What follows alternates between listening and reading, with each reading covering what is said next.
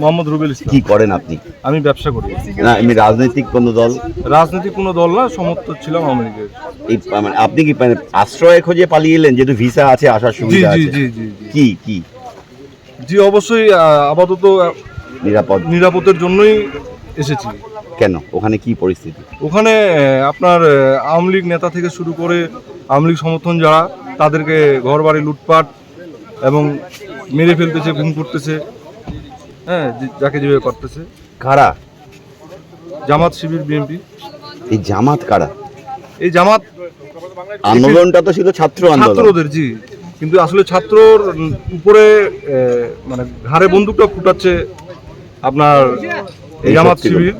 তারা অলরেডি আমরা এখন দেখতে পাচ্ছি তারা ভুলটা বুঝতেছে আস্তে আস্তে, যে তাদের ঘাড়ে এই যে বঙ্গবন্ধুর মূর্তি ভাঙা হলো, জি, ছাত্ররা কি করলো নাকি এই শক্তিগুলো?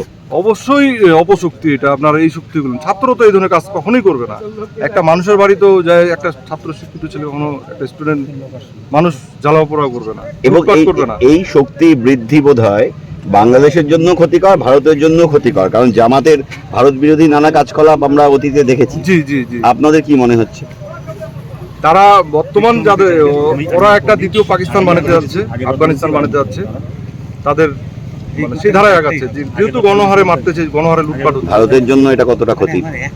অবশ্যই পার্শ্ববর্তী দেশ হিসাবে আমরা আপনাদের উপর অনেকটাই নির্ভরশীল করি। হ্যাঁ, অবশ্যই বন্ধুর দেশ হিসাবে এটা অবশ্যই খারাপ। আসতে গিয়ে কি কি দেখলেন? আসছে তো দাদা, আমি তো অনেক ভোরে বের হয়েছি, দিনের বেলা তো সম্ভবই না। আমাদের লোকাল রোড যেগুলো, এগুলো দিয়ে লুকিয়ে লুকিয়ে বের হয়েছি। লোকাল বাজারগুলোর মধ্যে আপনার দোকানপাট জ্বালাও পোড়াও, দোকানের শাটারগুলো আছে, মাল নাই। বাড়ির বাকিরা বাড়ির এরাও পালাচ্ছে। না, আপনার বাড়ির বাকিরা? আমার বাড়ির বাকিরা আপাতত সেফটিতে রাখে আসছি, তাদের পাসপোর্ট ভিসা না থাকার কারণে। আপনি চলে এলেন? আমি আপাতত চলে আসছি। Want luxurious interiors at affordable prices? Get your dream home interiors at Swerve Squad Group. Book your free site visit today.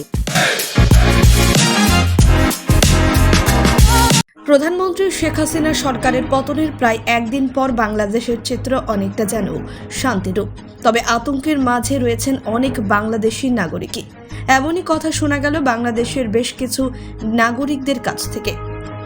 Phulbari Bharat Bangladesh সীমান্ত যে সমস্ত বাংলাদেশি নাগরিক তাদের দেশে ফিরছেন, অপরদিকে বাংলাদেশ থেকে ভারতে আসছেন অনেক বাংলাদেশি নাগরিক।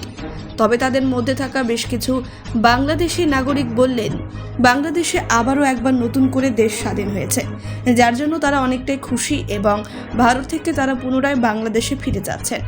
অপরদিকে আরেক বাংলাদেশি নাগরিক বলেন, বাংলাদেশের পরিস্থিতি এখন চরম পর্যায়ে রয়েছে গতকাল থেকে, এবং তিনি বলেন বাংলাদেশের ছাত্র আন্দোলনকে সেই আন্দোলনের মূল হাতিয়ার করে নিয়েছেন বাংলাদেশি এক সংগঠন, যার ফলে হিংসার রূপ নিয়েছে এবং আরও বড় ভয়ঙ্কর রূপ নিতে পারে যে কোনো সময়। তাই তিনি বাংলাদেশ ছেড়ে ভারতের নিরাপত্তার তাগিদে আশ্রয় নিতে ভারতে এসে পৌঁছালেন। এমনকি বাংলাদেশের যতদিন না শান্তিপূর্ণ পরিবেশ তৈরি হচ্ছে ততদিন তিনি ভারতেই থাকবেন বলে জানান। সব মিলিয়ে বাংলাদেশের এমন পরিস্থিতি কিছুটা ভারতের ফুলবাড়ি সীমান্ত দিয়ে দেখা যাচ্ছে। সিদ্দিকুর রহমান। কোথায় বাড়ি? বাংলাদেশ। ভারতে ছিলেন? হ্যাঁ, ভারতে ছিলাম। এখন ভারত ছাড়ছেন কত আতঙ্ক নিয়ে? না, আতঙ্ক তো আছেই, কিন্তু দেশ এখন স্বাধীন হয়ে গেছে নতুন করে, এই জন্য আমরা দেশে যাচ্ছি। দেশের পরিস্থিতি সার্বিকভাবে কি জানতে পারেন? দেশের পরিস্থিতি খুব খারাপ ছিল, শেখ হাসিনা পতনের পরে দেশের পরিস্থিতি এখন ভালো হচ্ছে। আমরা খবর নিয়েছি যে পরিবেশ পরিস্থিতি ভালো, এখন বাংলাদেশে অফিস আদালত খুলে দিয়েছে, স্কুল কলেজ খুলে দিয়েছে, এই জন্য এখন পরিবেশ প্রতিদিনই স্বাভাবিক হয়ে যাবে। বঙ্গবন্ধুর মূর্তি ভাঙা হলো, কীভাবে দেখছেন? এটা বঙ্গবন্ধু ভাঙলে আসলে বঙ্গবন্ধুর উপর রাগ নেয় মানুষের রাগ হচ্ছে শেখ হাসিনার উপর। কারণ শেখ হাসিনা যেভাবে 17 বছর দেশটাকে শাসন করেছে, চালিয়েছে, বিনা ভোটে দেশ চালিয়েছে, এই জন্য মানুষ খুব ক্ষিপ্ত, কারণ সে দেশকে নিয়ন্ত্রণ করতে পারে নাই। জিনিসপত্রের দাম ঊর্ধ্বগতি, সব কিছু বানায়, বিরোধী দলীয় নেতাদেরকে সব জেলে পুরে দিয়েছে, করেছে। এই জন্য বাংলাদেশের সে আর এই অবস্থার মধ্যে এখন নাই। এই জন্য এটা শেখ হাসিনার উপর রাগ, আওয়ামী লীগের উপরে রাগ, শেখ মুজিবের উপর তাদের কোনো রাগ নাই। এখন ওই রাগটা শেখ মুজিবের উপরে চলে গেছে। সোশ্যাল মিডিয়াতে দেখা যাচ্ছে বাংলাদেশে বিভিন্ন জায়গাতে হিংসা গতকাল রাত পর্যন্ত ছড়ানো হয়েছে। হ্যাঁ, হিংসা কিছু কিছু হিংসা দেখা হচ্ছে। এই জন্য বাংলাদেশের সব রাজনৈতিক দলগুলা এবং বাংলাদেশের গভর্নমেন্ট সেনাবাহিনী সবাই মিলে এদেরকে বিরত থাকার জন্য বলছে। অলরেডি জনগণ এখন এটাকে প্রোটেক্ট দিচ্ছে, বাংলাদেশের জনগণ এটাকে এখন প্রোটেক্ট দিচ্ছে। সোশ্যাল মিডিয়াতে দেখা যাচ্ছে যে বাংলাদেশের যারা সংখ্যালঘু তাদের ঘরবাড়ি জ্বালানো হয়েছে বলে তারা অভিযোগ করছেন, সোশ্যাল মিডিয়াতে লাইভ করছেন, সেই বিষয়গুলো কীভাবে দেখছেন? এটা অবশ্যই এরকম যদি হয়ে থাকে, আমি দেখিনি, আমি দেখে যাচ্ছি, যদি এটা হয়ে থাকে তাহলে এই ধরনের এটা দুঃখজনক, এটা হওয়া উচিত না। আমরা স্বাধীন সার্বভৌম দেশ, হিন্দু মুসলমান বৌদ্ধ খ্রিস্টান সবাই একসঙ্গে এখানে আমরা বসবাস করব, সবাই আমরা একসঙ্গে আমরা থাকবো, মিলেমিশে থাকবো।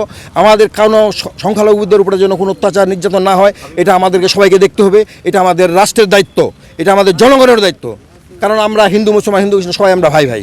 কিন্তু পাশাপাশি আরেকটা জিনিস দেখা যাচ্ছে যে বিভিন্ন জায়গাতে বাংলাদেশে হিংসা ছড়ানো হয়েছিল, যে সম্পত্তি, মানুষের সম্পত্তি নষ্ট করা হচ্ছে। তো সেই বিষয়গুলো বাংলাদেশ গভর্নমেন্ট, মানে নতুন যে গভর্নমেন্ট আসছে, তাদের উপর আপনার কতটা আশা রয়েছে? অবশ্যই আমাদের আস্থা রয়েছে। এখন সেনাবাহিনী শাসিত সরকার চলতেছে, আজ 24 ঘন্টার মধ্যেই একটা অন্তরিম গভর্নমেন্ট চলে আসবে। এই অন্তরিম গভর্নমেন্ট চলে আসলেই সব কিছু নিয়ন্ত্রণে চলে আসবে। আপনার নাম? আমরা সিদ্দিকুর রহমান, বাড়ি? বাড়ি আমাদের বাংলাদেশ, ঠাকুরগাঁও।